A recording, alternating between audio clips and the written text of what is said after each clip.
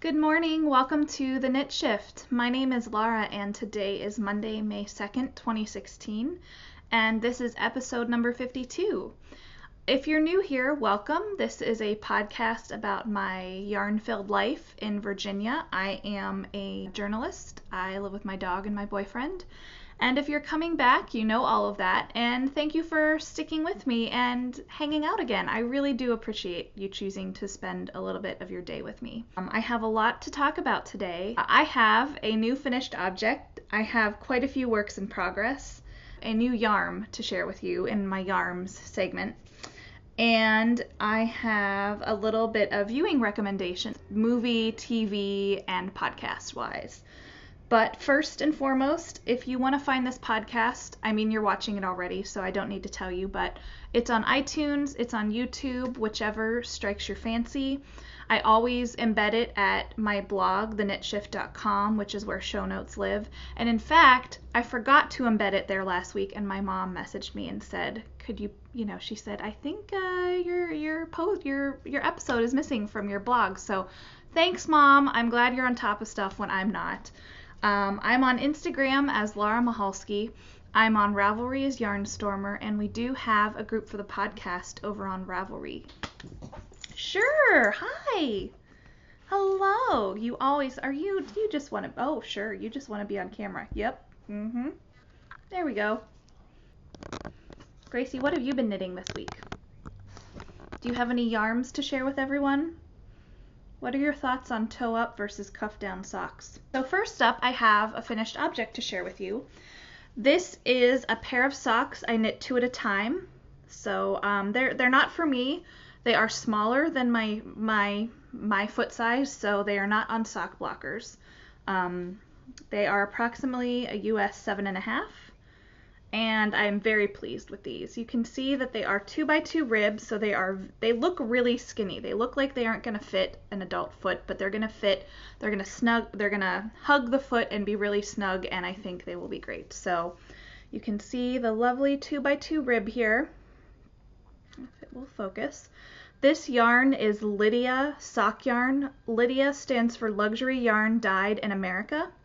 And I picked up this skein at SAF, which is the Southeastern Animal Fiber Fair in Western North Carolina.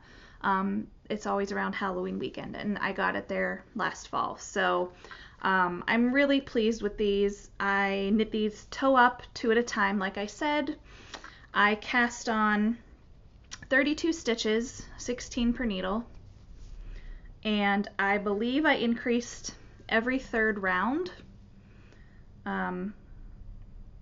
And I did that until I believe I had 68 stitches. I'm gonna guess it was, actually no, I did 64 because 2x2 rib I go down a few stitches to account for the stretchiness. So there's 64 stitches total, and this colorway is called Snorkel, and you can see it's kind of a tonal pale blue with lovely speckles of bright blue and kind of a green. Just really lovely stuff. I wish it would focus. So I'm really pleased with these. The cuff is a little shorter than I normally do, but these are a deadline knit, and I won't tell you who they're for just yet, but you will hear about it in a few weeks on the podcast. So stay tuned for that. But I knit these on a size 0, my Chiaogu needles, which are my favorite. They're pretty much the only needles I own, apart from a Knit Picks interchangeable set, which I use for anything on a US 4 and above. So US 0, 2mm. I did do a gusset and heel flap, which you can see here. I just think the gusset and heel flap really, I think, fits. It's the most universal heel. It fits people and it hugs their foot quite well, so I'm optimistic that this will fit this person. So there you see the slip stitch heel and going up the foot. So yeah, the color's a little bit better there, but there's the kind of green and blue speckles throughout. So I'm really pleased with this, and I have I don't know if anyone else's yarn cake does this. This was a nice flat cake when I knit with it, And then I pulled from both sides. You know, I pulled from the middle, and I also had the yarn going around the outside as I knit two at a time. I don't separate the balls. I just knit from a single cake. It doesn't get too fiddly, I find, as long as you stay on top of it and don't let it get too tangled. But I always get this kind of erupting volcano of yarn when I knit from the middle of the cake. Oh crap. I probably should not have done that. Oh well, you really saw the yarn erupt here, so I will ball this up into a ball sometime soon. Let me find a way to, I'm going to set this over here on my end table. I had about half the skein left over, which is perfectly fine. I have half of a project finished. I finished a sock for my brother. This is a pair of socks. My brother chose the yarn from my stash. I last showed this project 3 weeks ago, and I was right about here on the leg of the sock. I did knit this toe up. So in the past 3 weeks, I finished the leg and I knit the cuff. This gray yarn is an opal sock yarn, and it's just kind of a standard opal sock yarn, and you can see I did it for the heels, toes, and cuffs. And the striped yarn is Desert Vista Dye Works in the Viso base, which is a superwash merino nylon. And for once, I have the label. So Desert Vista Dye Works is here, and you can see the Viso base. It's a 75/25 superwash merino nylon, and the colorway is Harold's Purple Crayon. Harold's Purple Crayon is a reference to the books Harold and the Purple Crayon by Crockett Johnson. I grew up in the 80s, and Harold and the Purple Crayon was one of many. We were all about the books in my house, and Harold and the Purple Crayon was among our favorites. So my mom always said my brother looked like Harold from the books, just very sweet, chubby cheeks, and in the profile he looked a lot like Harold. And if you go on my Instagram, you can see a photo. My mom found some photos where he looked especially Harold-like, Harold-esque. So these colors are the colors in the book. Crockett Johnson had a very neat way of illustrating the stories, and in the stories, Harold is a little boy with, a purple crayon, duh, and he illustrates a world and goes into those worlds, and it's a lovely book. It's a lovely series about imagination and drawing and the adventures Harold gets into. So this eggplant purple and this pink and this bright blue are all very, very reminiscent of Harold and Purple Crayon books. So my brother visited me in March. He was in town for some work training. I gave him about 6 skeins of yarn to choose from, and at the last minute I threw this one in on a lark, thinking, I don't know if he'll pick this, but I'll just throw it in because of the Harold reference. And to my surprise, this was the color he picked. He said, I would love some Harold socks. So thank you, Josh, for picking Harold socks. I knit these obviously one at a time because there's only one finished, but I started at the toe. And I knit these on a US 1. I went up a needle size because my brother has size 12 to 13 feet. And I can't bring myself to knit my brother's socks on a US 0 needle. I just can't do it. It would take me too long. So sorry, Josh. I love you, but I don't love you enough to knit you socks on a size 0. So, but I think the fabric turned out just great. So I cast on, let me take it off the blocker. And I have not woven in the ends, obviously. As you can see, there's yarn hanging loose here. I cast on 32, which is pretty much the only number I cast on with, and I believe I increased several rounds right away to widen the toe base, and then I increased every third round for the toe until I hit 68 stitches.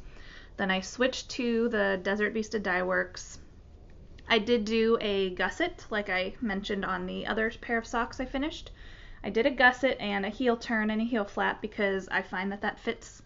The gusset and heel flap is the type of sock I knit the most. I do knit Fish Lips Kiss heels, but I do that more on my own socks than as gifts for other people.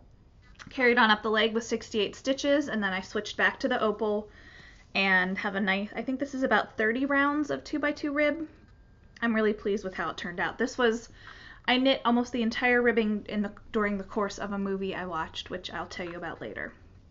And I have also started the mate to this sock. Let me put this over here. And I'm carrying this in my fun little llama bag. I purchased this at a shop in Richmond, just a gift shop. It wasn't a knitting bag. I love this bag so much. It's a nice sturdy canvas, lined with canvas, and it's by Danica Studio. And I am well on my way with the mate. I'm someone who likes to finish a pair of socks as much as possible before just casting on errant socks here and there. I think Sarah of Love Sock Wool calls it casting on recklessly, and I do love a good reckless cast on, but I think I work better when I try and finish a pair at a time. So I'm beyond the toe, and I am just entering the third set of the stripe repeat. I finished the third blue, and I'm into the pinks. I'm glad that I used the opal for the toes, heels, toes, and cuffs, because my brother, again, he has big feet, and I would rather be certain that I have quite enough yarn to finish. My next work in progress is in a bag I purchased at Forever 21. I love there are little foxes on this bag, and I just thought it was kind of sweet. So, and it's a very good size. I mean, you could fit a shawl in here, but I'm using it just for a sock. I am knitting a sock out of Socks That Rock Lightweight, which I have mentioned occasionally on the podcast that this has long been one of my favorite sock yarns. The base is just really scrumptious. It is soft and bouncy, and the twist on this yarn is ridiculous. I hope it will show up okay, but it's just a really high twist. It's basically impossible to split this yarn. Socks That Rock Lightweight. This is more than 5 ounces, and it's 405 yards, and the colorway is Bason. So I bought this at Natural Stitches, which is a local yarn store in Pittsburgh. I don't know how long ago, but probably 3, 4, 5 years ago, they changed the put up on the Socks That Rock, and this used to be about 360 yards, and now it's about 400.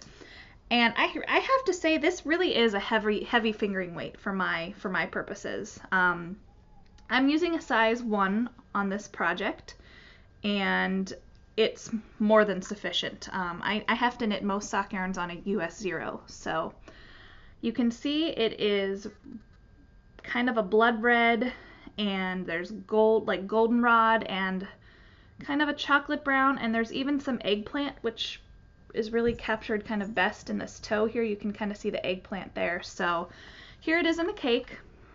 I'm really enjoying knitting this. So this is a gift for my friend Stephanie. She is not a knitter. She is a co-worker who just left my news organization, and she's moving to Philadelphia. On her next to the last day of work, I gave her the hank of yarn. I hadn't caked it up yet, but I gave her a card, and I gave her the hank of yarn and said, "Meet your future socks." So I told her not to, I said, I'll have them knit for you sometime in the next year, and I just decided, why the heck not just cast them on now. So I'm knitting this on a size 1. Again, this is my good old ChiaoGoo. This is a 32-inch cable, so I did not knit these 2 at a time. I have a funny story about how I got to this point, though. So if you'll bear with me. So I had not knit with Socks That Rock for a while, so I wanted to decide if I needed a US 1.5 or a US 1. So I started with the US 1.5 because I figured I'm not going to go too tight right off the bat. If I can go looser, so be it. It'll work up quicker. So I tried a US 1.5, and I cast on to knit them 2 at a time. And like I said before, I always cast on 32 stitches per sock. So it's 16 on the front, 16 on the back. And I started the socks, and as I went around the first time, I realized I cast on 30 stitches on one sock, which is kind of weird. Like, why can't I count to 32? But on the other sock, I cast on 24. I don't know what was wrong with me. This was not late at night. It was the middle of the day. I had no excuse to be tired. So obviously I ripped them out because I feel like I can fudge a stitch or 2 if I had cast on like 30 and 30 or 29 and 31 on each sock, but 24 and 30, there's no getting back from that. So I ripped it out. The second time I cast it on, I also cast it on 2 at a time. However, because I knit it from a single cake and I don't separate I don't skein it up halfway, I somehow twisted the yarn unto itself and made a knot in the yarn between the yarn coming out of here and the yarn coming around the outside. And it was really hard to come back from that that knot in the skein so soon. I wasn't ready to cut the yarn and start fresh, because I feel like in the toe of a sock you need that structural integrity. You can't be cutting yarn in the toe. That's just not a good idea. So, and I dropped a stitch and I was able to pick it back up, but it just looked like a hot mess. So I ripped it out again and I just said, you know what, third time hopefully is the charm. And I realized as I was going on that second go through, the fabric was just way too loose on the US 1.5. So I just ripped it out. I went down to a size 1, just cast on 1 sock because clearly I was cursed so far casting on 2 at a time, and it has been very smooth sailing ever since. I knit this all in less than an hour, because it just works up so ridiculously fast. So there you have it, a sock and base on. And I'm curious to know, and please leave a comment in YouTube or Ravelry, I'm curious to know how, if you knit 1 sock at a time, how do you know what to do for the second sock? Do you take notes on a notebook? Do you put a note in your phone? Do you just keep it all in your brain? And I know this depends on if you knit for people other than yourself. If you're just knitting for yourself, you can probably easily keep track of it in your brain if you're knitting 3 or 4 or 5 different types of socks at a time. But if you're knitting for yourself and your husband and your kid and a family friend, how do you keep track of that? I'm just curious to know how you do that. This is why I like 2 at a time, because I don't have to think about it. I just know that whatever I do to sock number 1, I do to sock number 2, boom. So what I do is I keep a note on my phone, and I keep my show notes on my phone too. So I keep a different note for each pair of socks that I'm knitting, and I take notes on there so that I can refer to them when I get to sock number 2. I don't use a written notebook because there's no guarantee I will always have that notebook with me, but there's pretty much a guarantee I will always have my phone. So there you have it. So let me put this project back in here.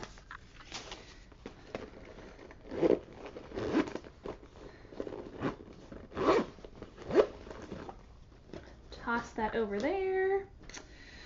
And I do have 2 more works in progress to show with you. I did a lot of knitting this week, as it turned out. I have my project for our current knit along for the podcast. I am knitting, let's see, where is it? And I totally misplaced, where is it? Sorry, I keep getting the name of this pattern wrong, and I really want to make sure I get it right, so I'm referring to the pattern.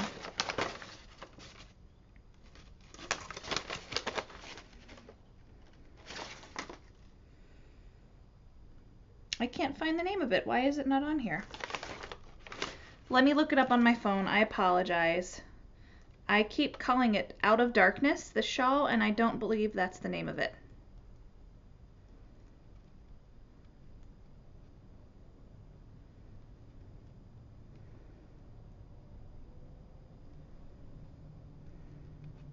A Certain Darkness.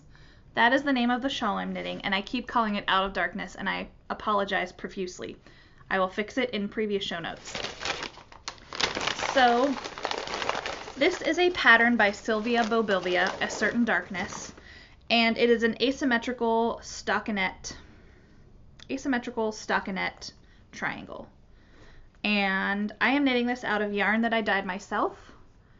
It is pinks and grays and blips of blue and green and purple.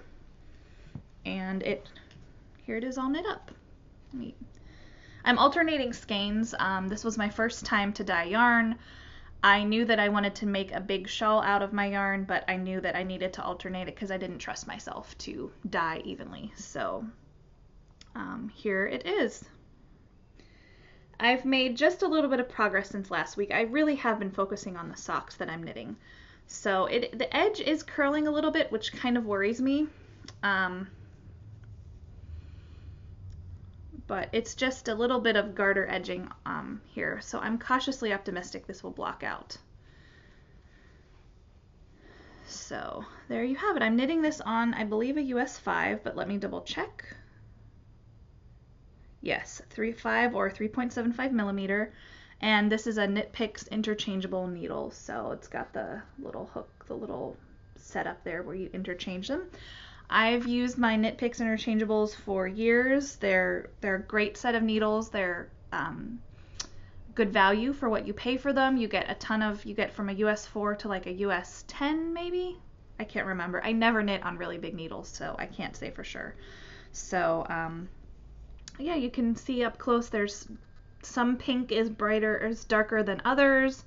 There's gray, black, there's blue, there's green, there's purple. I'm really enjoying how this is knitting up. So I just need to sit and knit on it is all. I'm distracted by the socks right now. I'm kind of in a socks frame of mind. So I'm alternating every 2 rows. I switch to the other skein. And this is for the podcast knit along called what I'm calling the Friend Along. Let me pull up my notes again. We started April 1st, and this is continuing through the end of May. Basically, it's a chance to knit with yarn that reminds you of it's basically a chance to celebrate friendship. It could be you're knitting for a friend. It could be a gift for a friend. It could be you're knitting for yourself, but you purchased the yarn with a friend, or a friend gave you the yarn. Or it could be a pattern that your friend designed, or reminds you of a friend, or it's a pattern about friendship. There are a bajillion ways to make it apply. So we've got a chatter thread and we have a finished objects thread. A lot of people are submitting FO photos. And this question came up in the thread, and I'll mention it here. If you are knitting multiple things, make a separate FO post. Make a separate post in the FO thread for each FO, because that way you have more chances to enter when I draw a prize for it. So someone made, I think, their entire family a set of slippers, which just looked so cozy and cushy and fun, and just really nice projects in there. So thanks you guys for participating. We do have some prizes so far. A very lovely friend of the podcast named Caroline donated a copy of a shawl that she designed called Seeds of Change, and I will pull it up here on my iPad. So thank you very much, Caroline. She is with Clothesline Designs. And it's kind of a crescent, it's knit side to side, and it's kind of a crescent shaped shawl, or a shawlette, because it's not super deep. It's kind of long and horizontal. It's really pretty, and it's got a very pretty, sorry for the reflection, you guys, from the lamp. I'll try and get the lamp out of it. So it's garter stitch, but with a really lovely yarn over pattern and a zigzag edging. So really pretty stuff. Let me show you another photo. And there's a really sweet photo with some daffodils there. So thank you so much, Caroline. This calls for 1 skein of sock yarn and is approximately $4 US. It's £2.50 if you are English, if you are British. So that is one prize, and we also have a skein of yarn. This is Dream in Color Smooshy and the colorway Scorched Lime, and it is this lovely mucky green, and I say the word mucky with all the love in the world because I just think this would be so fabulous for a fall accessory. And it's kind of a tonal, and there's kind of some brown bits here. It trends a little more brown. Just a lovely olive green. I think this would make a wonderful shawl, and it is so squishy, and it's 400 yards, I believe. Let's see.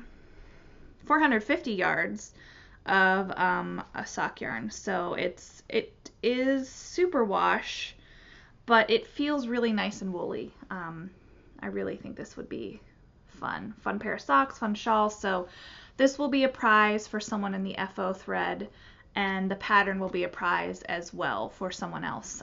If we manage to get 50 finished objects I will probably, well, I'm going to do them separately either way because I like to have the chance to share the wealth, share the love with more people. So this will be one prize, the pattern will be another, and we'll go from there and see if we need more prizes. So stay tuned for that. And if you want to play along on Instagram, the hashtags we're using are hashtag TKS friend along and hashtag TKS KAL. So for the Knit Shift Knit Along. So I'm stalking Instagram for people's photos when you use those hashtags. And if your account is private, I won't be able to see it.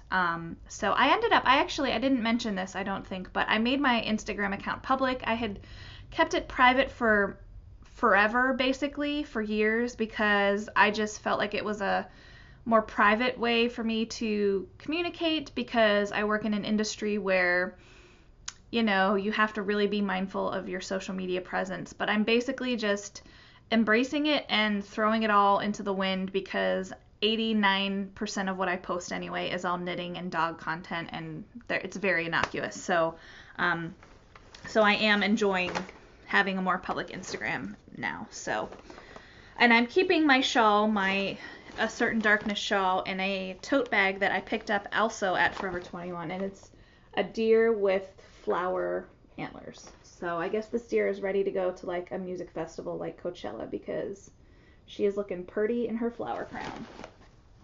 And my final work in progress for you is a blanket update. This is my mitered square sock yarn blanket. It's been about a month, I think, since I last showed you progress, but I'm trying to show you this every time I finish a row, and that's what I did this weekend. So I am knitting this, I started this 3 years ago. It was January 2013, way before I think I even knew what a knitting podcast was. I just was obsessed with this from seeing photos on Ravelry, and it's been really slow going, and I have had a lot of periods of this thing lying dormant, upwards of a year, and then I pick it back up again. So I have been knitting on this more in the past few months than I have in ages, and I've probably knit 4 rows, at least 3 rows, since I picked it back up in the past 6 months. So I'm knitting this. The rows alternate between 10 squares across and 9 squares across, because the bottom row is 10, the one above it is 9, and I have finished 1, 2, 3, 4, 5, 6, 7, 8, 9, 10, 11, 12, 13. I finished 15 rows, and I have 144 squares done because I just started the next row. So I'm going to go across and try and tell you what these yarns are. This is Malabrigo sock in the colorway Arco Iris, which was a gift from my boyfriend. I think it's the only skein of yarn he's ever picked out for me. He's always gotten me gift cards, so this is very special. I knit a pair of socks for a friend out of this yarn, and I was very thrilled to have enough left to put it in my blanket. This is Little Plum Yarns, which is an Australian dyer that's no longer in business. I got this from a swap with Lisa, who lives in Australia. I did a swap through Mina of the Knitting Expat. She arranged an international swap, and I was paired with Lisa, and Lisa spoiled me rotten, and this is one of the many minis she sent me. And it's so soft. This is a lovely self-striping. I believe this is from my friend Casey. I'm not sure. It also might be something I picked up at my local yarn store. This is, I think this was also from Lisa, from my swap from Australia. This was a swap I did with someone in Canada, and her name is escaping me, and for that I apologize. But it is a merino silk. You can kind of see the sheen on this yarn. It is so soft. This I know is from Lisa. This is another Little Plum yarn. This is a Nomadic Yarns sparkle. Is it sparkly? Yes, it's a sparkle sock in the colorway Orla, and I got this from Stacy of the Stress Knits podcast in a swap we did. This is Moon Pie. This is Lammy Toes, which if you've been watching this podcast, you will know is one of my absolute favorite dyers. This is her Moon Pie Merino base in the colorway Winter's J or Winter J, and Amanda, the dyer, sent this to me as, she sent me some tea and included a couple minis, and I love this. I love this colorway so much. It's so icy and wintry. This is something I got in a swap, or not even a swap. My friend Blair generously mailed me yarn. I think this might be Sundara sock, but I'm not sure. And then this is Socks That Rock in a Valentine colorway. I forget the name of it, but I could tell that I'm kind of, I know Socks That Rock. Like, I feel like if I were blind, I'd be able to feel Socks That Rock just from the touch because I know the yarn so well. So this was something from a swap. I think this might have been actually from Blair as well as a gift. And then I just knit this on last night. And I'm not sure what this is. Maybe... Oh no, this is Socks That Rock too. Yeah, that twist. I'd know that twist anywhere. So I don't know this colorway, but it's very pretty. So I am now on the next row up. So I had mentioned when I talked about my knitting goals for 2016 that I was trying to knit on my blanket every Sunday and make Sundays reserved only for blanket knitting, and I have stuck to that pretty well. I took a few weeks off, but yesterday I really stuck to it and I added 3, 4, 5 squares, so I'm very pleased with this. So it is now, it's foldable, which a lot of knitting podcasters who are making this blanket talk about how good they feel when they can fold it. And I can fold it up. It's still pretty modestly sized, but the width of it is approximately my lap. It's the perfect size to just put across your knees and have enough on each side that it's not too narrow. You know, it's probably extends about 8 to 10 inches on each side of your lap. And it is, gosh, it's at least 2 feet. It's probably 2.5 feet tall.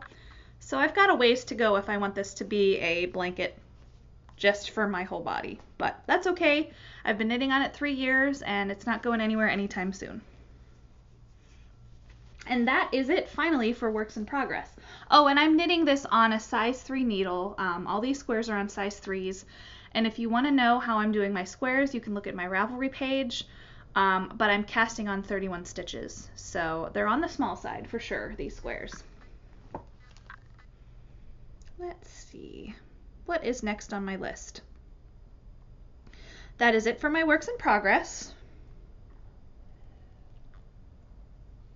And that brings me to spinning. I know I said last week that I wanted to keep spinning, but I just did not have time this week. Life gets in the way and knitting is just more of a priority right now. So I really, really, really want to pick up spinning again, but I just need to carve out the time. And that brings me to yarns, which if you are new here, yarns is the word I made up for yarn when it comes in the mail because I'm just weird. So I have one bit of yarns to share with you. A few weeks ago, I was trolling on Instagram, as I tend to do to kill time, and I saw that Stacy of Mustache Yarns was doing an update for pre-orders for a Star Wars inspired self-striping yarn. And at the time, I was knitting the socks for my brother, and I had recently placed an order at Knit Picks to knit him, or to crochet him a scarf at his request. He had requested a scarf in his alma mater's colors, and he had offered to pay, and I said, no, Josh, I really want to buy this and make this for you, because he loves the scarf that I knit him, I don't know, 7 or 8 years ago, so much that he really wants another one, but thinner. And I said, no, I'd love to make it. But when I saw this mustache yarn, I was like, I know I've got all this stuff going on for him, but maybe he would really like some R2-D2 socks, because that was one of the colorways. There was an R2-D2 and there was a C3PO inspired self-striping. So I sent him the link in a message and I said, I don't really plan on buying this, but if you really would like some R2-D2 socks, it is available for pre-order through, I don't know, 2 days from now. If you really would like some, you could buy the yarn. And that way I kind of left it up to him if he would like it. And I said, this is kind of a one-time shot. I didn't want to over-explain the circumstances, but it's hard to get her yarn, but, it's if she's doing pre-orders, great. There's no real pressure. You just have to buy it by the deadline. And sure enough, my brother came through and ordered some R2D2 sock yarn. So this is Mustache Yarns in the Perfect Sock self-striping. And she even has the Star Wars logo on there. I'm guessing that George Lucas doesn't know that that is on the label, because I feel like that's probably a copyright issue. I'm such a copy editor. I just notice stuff and I just blurt stuff out. I'm sorry. Anyway, the colorway is limited edition part 1 droids, and it's 15 uneven stripes, but you can totally get that this is an R2D2 sock yarn just from looking at the skein. I mean, there's reds and blues and whites and blacks, and I'm very excited to knit this up. And this is technically it's her OCD, 2 perfectly matched half skeins twisted together. So there are 2 skeins of yarn in here, so they'll match perfectly. So I'm very excited for that. So it is 440 yards, 75-25 superwash merino nylon, and it's very, very soft, and I can't wait to knit this up. So very excited about this. So that is it for stash enhancement. And that brings me to odds and ends, and I wanted to make some recommendations for viewing. I have been watching a mini-series on AMC called The Night Watchman, and it's based on a John le Carre novel, and it stars Tom Hiddleston, praise hands emoji, because that man is a gift to humanity, and Hugh Laurie, who is a fantastic actor. And basically, I won't give away too much, but it's a 6-part miniseries, and Tom Hiddleston is a hotel night manager, and he's working in Egypt and finds himself in the middle of a situation, and the plot does jump in time here and there, so it cuts to him in another town, and he basically finds himself ensnared in a life with Hugh Laurie's character. And I won't say much more than that, but if you're familiar with John le Carre novels, you kind of know what you're in for. I think Tom Hiddleston is just a really good actor. He just, I feel like he has the personality or the gravitas of kind of an old Hollywood actor, like from the 40s or 50s. I feel like he has a very timeless appeal to him as an actor, if that makes sense. And it's on Tuesdays, and 2 episodes have aired so far, and I'm really, really enjoying that. I also wanted to recommend 2 movies that I watched in the past week. One of them is called Tale of Tales, and it is a fantasy horror movie, and that sounds kind of weird, I know.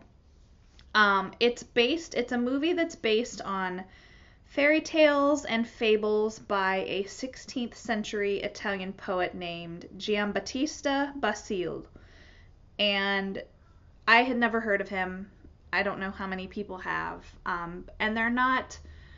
So this movie is portraying 3 of his moral tales, and it kind of, it starts with this one, and then it goes to the next one, and the next one, and then it cuts back and forth in between them here and there. So they're all kind of interwoven. And they're not totally independent of each other. They all end up kind of coming together, and I'll just say that. So they're not the tale. They're not like they're Aesop's fables or Hans Christian Andersen fairy tales that we all know and love from our childhood. Like, it's not like it's Hansel and Gretel repurposed. But they're different tales. But I don't know how much of a theatrical release this movie has or had in America. It's mostly made, I think it's the first English language movie by this director who's Italian. I believe it played at Cannes in France. And it was on demand on my cable. We could order it and watch it. I think we paid $7 to view it, to rent it digitally. And it just became available for that very recently. So I have no knowledge if it showed at all in American cinemas. It stars Salma Hayek. It has John C. Reilly, and really those are the only really big names that most people would know. There's a couple, Toby Jones is in it, and even if you don't know his name, like I wouldn't have known his name. I recognized his face. He's kind of got one of those character actor faces. And there's another guy in it, and I can't remember his name now for the life of me. But he, Cassel is his last name, Cassel. I can't remember his first name, but he's another one who you see his face, and it's like, oh, I know that guy. So I will say it's got some very adult themes. This is not a movie to watch with kids. It's got some sexual situations, but it's got these amazing costumes that I think we as knitters can appreciate.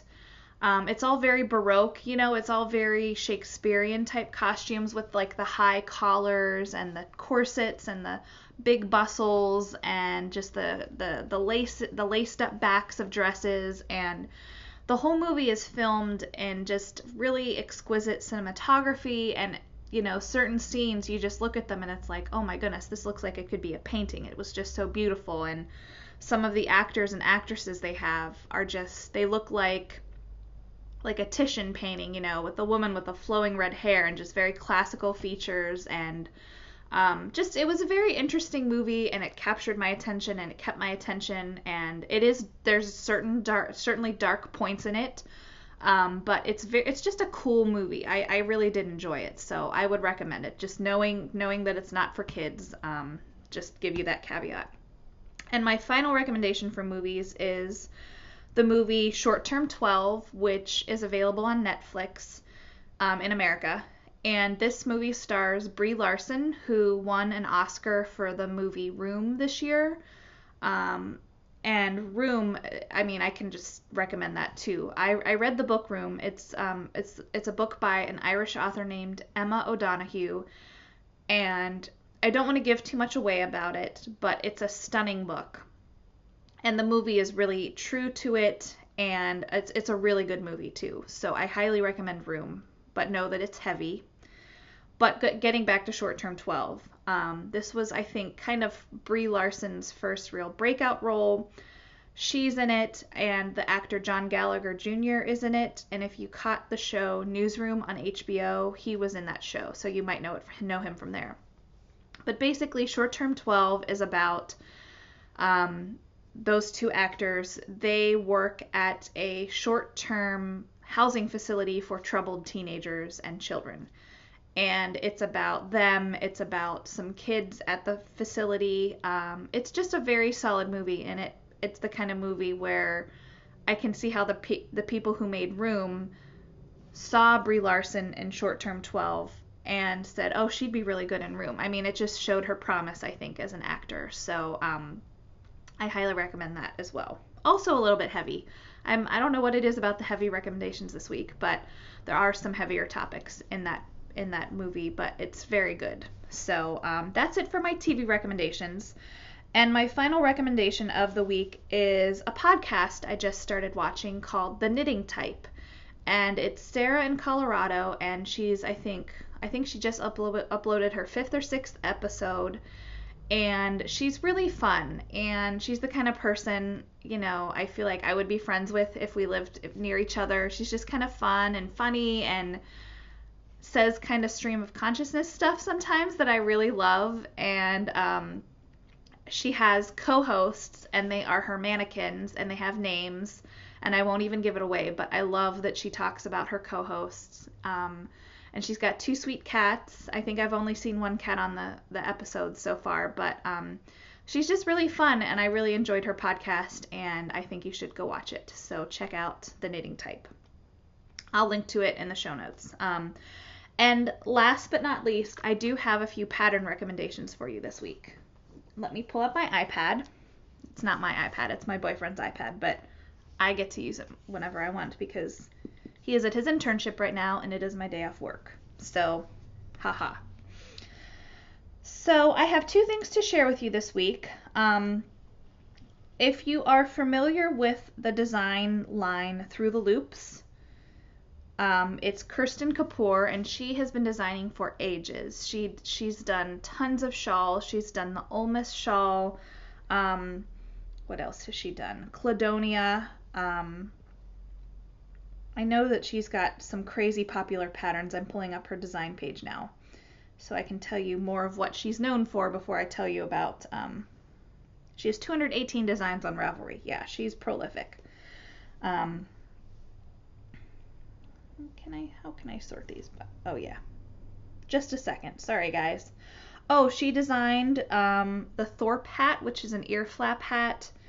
She designed the Chickadee cowl, which is kind of a linen stitch cowl. The One Day Beret, Lavalette, which is a beautiful shawl.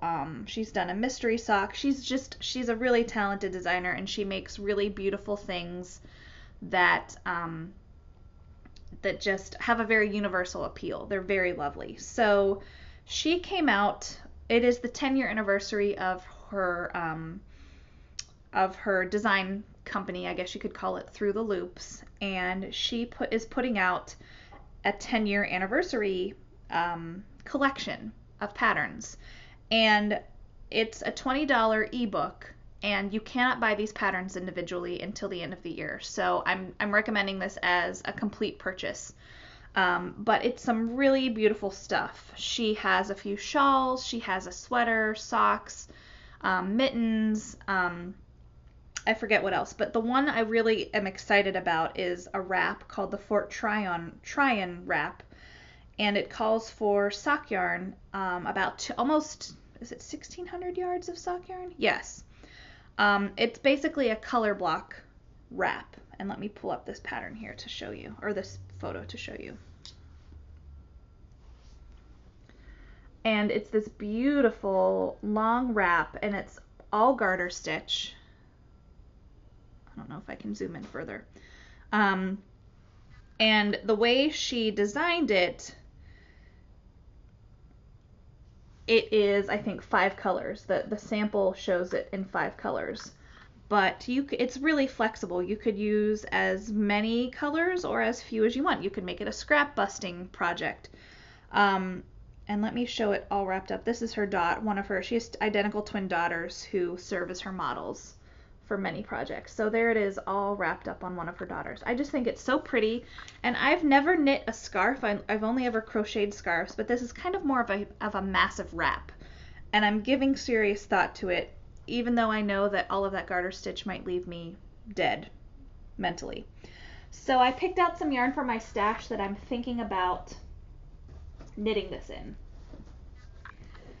and I picked out kind of a gradient of yarns. I picked out this French Market Fibers sock yarn that I picked up at a yarn store in Maryland a few years ago, and it's kind of a lovely gray purple. I picked up this massive big wheel of Hazelnut's Artisan Sock in the colorway Nymph. This is 800 yards of fingering weight yarn. There's a good show of the color. I picked up this skein of Madeline Tosh MCN fingering in the colorway Geode, which is kind of a brown purple. The lighting is kind of tricky with this. And I picked up this skein of Malabrigo sock in Velvet Grapes, which I received from Stacy of the Stress Knits in our swap. So let me see if I can hold all of these together so you can get the full effect of what I am trying to convey. But I would probably start with the light and work my way out to these colors. What do you guys think? I think that would be a really pretty wrap. And this is 400, 800, 1200. So this is more yarn than I actually need because it calls for about 1,600 yards. So I could make it really enormous with about 2,000 yards of yarn. But I also could just kind of go with, it's hard to get these colors just right, but I could also just go with these 3 or these 3. But I really like all of these together. So we'll see. I'm thinking about it, but I will link to that in the show notes, and you should definitely check it out. The other thing I have to share with you is one more shawl, and it's called the Klein Shawl by Jennifer Dasau. I'm sorry, Jennifer, not that you watch this, but I'm sorry to bungle your name. It is a paid-for pattern that calls for 2 skeins of sock yarn, and it's kind of a striping pattern. This was an Interweave Knitwear Spring Summer 2016. And let's see. And it's a lovely asymmetrical, let me get it right so that you don't get the glare. It's a lovely asymmetrical shawl that is striped, and I believe it is garter and stockinette.